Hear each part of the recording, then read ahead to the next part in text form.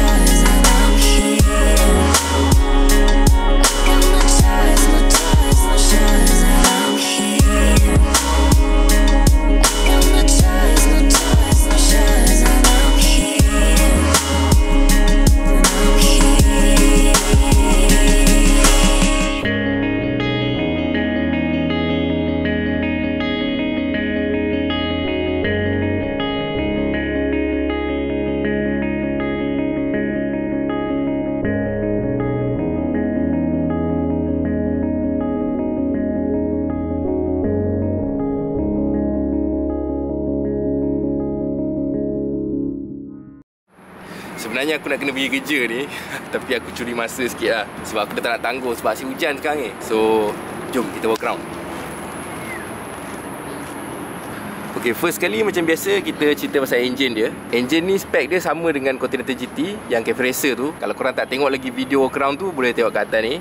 Kemudian korang bandingkan lah spek dia antara Interceptor ni dengan Continental GT. Korang boleh bandingkan. Kalau dari segi history, motor ni pada tahun 60-an dia ada Interceptor juga, tapi totally different lah. Yang ini adalah modern variant. Dia memang nampak macam klasik lah. Even engine dia ni, antara benda yang aku suka dekat engine dia adalah looks dia. Dia punya rupa dia memang macam klasik gila, macam motor lama gila. Tapi sebenarnya tak. Sebenarnya dia didesign kira beberapa tahun lepas je. So, it's a plus lah. Okay, engine ni adalah air cool. Kalau korang nampak ni ada oil cooler kat depan ni. Dan dia tak ada kipas lah, tak ada radiator. Dan macam aku cakap tadi, rupa dia memang macam Royal Enfield lah. Dengan ada besar kat bawah ni kan, memang rasa macam engine lama. Totally macam engine lama. Dan obviously motor ni adalah 4-stroke. Ni rupa pada belah kiri. CC dia adalah 648cc dan menghasilkan 47 horsepower pada 7250 rpm. Dia punya torque pula 52 Nm pada 5250 rpm. Motor ni ada 6 gear dan dia adalah fuel injection. Nampak macam klasik tapi actually dia quite modern lah. Macam aku cakap dalam video yang Continental GT tu, this is actually the first time Royal Enfield pakai 6 gear. Dan dia ada slipper clutch. Itu yang special tu. So dia tak rasa macam bila kau downshift tu, tak ada rasa macam sliding belakang. Korang boleh downshift dengan lebih agresif. Okay, now kita cerita pasal dia punya frame. Dia punya frame ni dia panggil twin cradle. Sama macam Continental GT, di-develop oleh Harris Performance. Dari segi chassis sebenarnya sama antara dua variant ni, sama. Cuma aku rasa dari segi suspension setup mungkin lain. Tapi aku tak dapat nak verify lah. Okay, kita cerita pasal suspension pula. Okay, suspension dia ni kira traditional fork. Kemudian non-adjustable yang depan. Kalau korang nak adjust pun mungkin boleh turunkan triple clamp ni je. Turunkan dia. Mungkin boleh tukar geometri motor ni. Tapi fork ni sendiri non-adjustable. Dan belakang kita ada twin shock, ada gas. Dan yang ini boleh adjust preload. So maknanya kalau bawa pillion, kalau bawa luggage, boleh adjust lah kat sini. Yang ini boleh adjust. Sekarang ni adalah dekat setting yang paling lembut. Kemudian dari segi brake, yang ini adalah brake by Bray ataupun by Brembo. Dan dia pakai steel braided dan ada ABS. ABS ada depan dan belakang. Brake dia sebelah je lah. Belakang pun sama, by Bray, steel braided dan ABS. Good. Okay, dari segi tayar dan rim pula. Okay, tayar dia ni saiz dia mungkin korang dah jarang jumpa lah, iaitu ini 18 inci depan dan belakang. So dari segi tayar mungkin choices akan jadi kurang lah. Tapi tayar yang dia letak ni, tayar Pirelli tau. Pirelli nampak? Tayar Pirelli ni memang cengkam lah, memang terbaik. Dan dia pakai spoke wheel ataupun rim jari-jari ni, nampak autentik lah, dia punya klasik tu. Okey, dari segi ergonomik, iaitu dari segi handlebar, dari segi footpack dan seat. Tiga ni, kalau korang tak tengok lagi video yang sebelum ni, aku buat 360 tu, sila klik kat sini. Kat situ aku dah cerita sedikit sebanyak lah macam mana riding experience dari segi ergonomik saja. So kalau kita tengok position dia, triangle dia ni, dia punya footpack ni agak ke depan tau. Dia bukan directly bawah tempat kau duduk. Dan dia punya handlebar ni agak tinggi, tapi tak terlalu tinggi. So bila korang duduk, macam ni lebih free lah. Lebih free untuk duduk mana-mana. Tak macam Continental GT. Continental GT kau kena duduk ke belakang sikit kan. Yang ini korang boleh duduk ke belakang, duduk ke depan, kau still rasa selesa. So lebih free dari segi sitting position.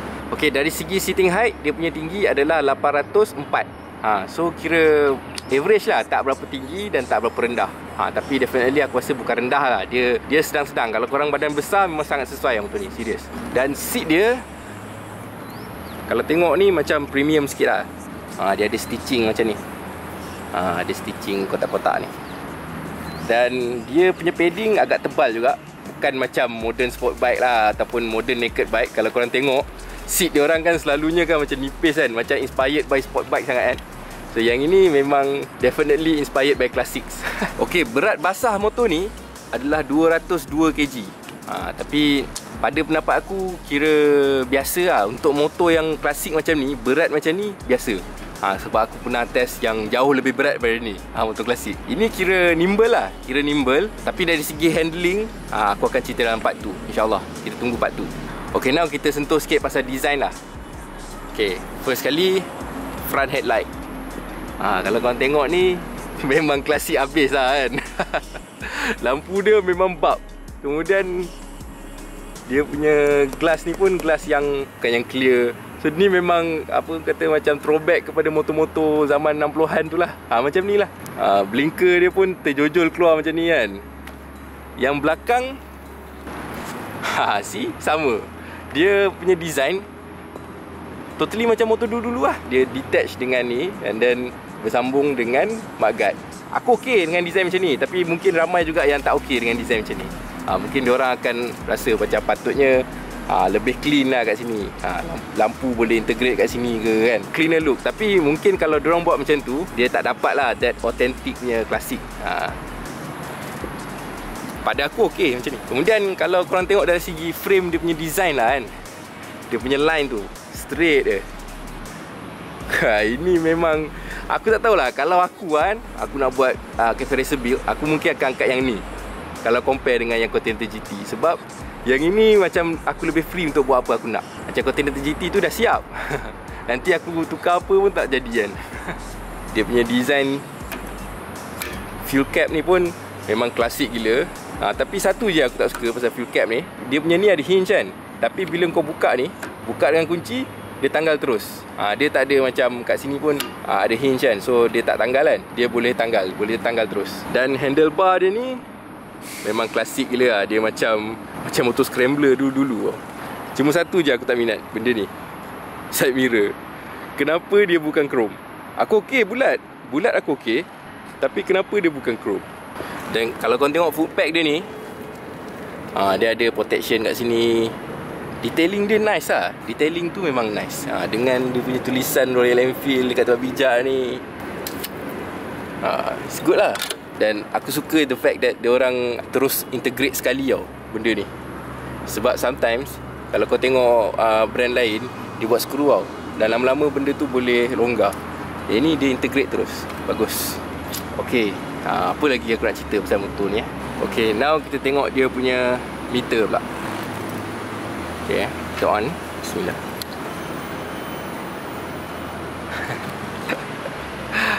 Nothing extraordinary lah. Cuma pada aku macam ni memang cantik lah. Sebab dia masih analog. Semuanya masih analog. Dan dia punya lampu-lampu ni semua ada neutral, lampu tinggi, lampu minyak, lampu bateri semua kan, ABS semua ada kat sini. Dan ni dia punya RPM. Yang ini dia punya speed lah, kmh. Dia tak ada MPH. Kemudian kat sini yang kecil ni penting. Yang kecil ni ada meter minyak, ada meter trip A, trip B, kira kita boleh set lah. Dan ada odometer lah, tengok berapa km kita dah pergi. So memang basic. Memang basic. Ok, tak nak buang masa lah. Matahari pun dah panas gila ni. Kita dengar bunyi dia. Jom.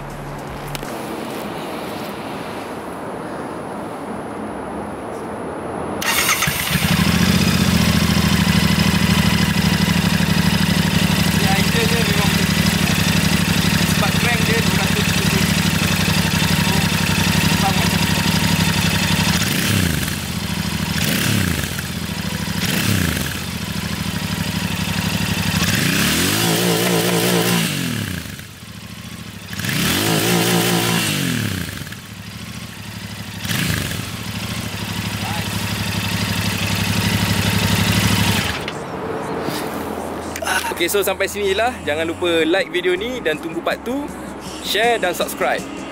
Assalamualaikum.